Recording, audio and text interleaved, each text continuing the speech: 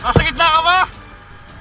Driver at dalawang pahinante ng dump truck patay sa aksidente sa Atimunan, Quezon. Batay sa report, bumulusok sa pababang bahagi ng kalsada ang dump truck at nahagip ang isang tricycle bago sumalpok sa gusali. Sugatan naman ng tricycle driver. Posible raw nawala ng preno ang dump truck.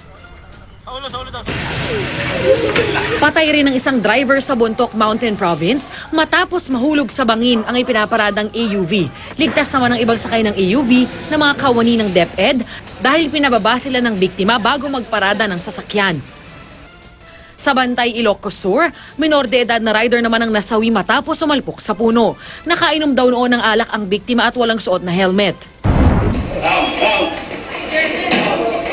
7 Chinese na daw umuno sa kidnapping, arestado. Base sa reklamo, isang kapwa Chino ang kanilang dinukot sa isang hotel sa Parañaque, saka ikinulong sa condominium unit at sinaktan. Pinakawalan nila ang biktima matapos makapagbigay ang pamilya ng 200,000 pisong ransom money.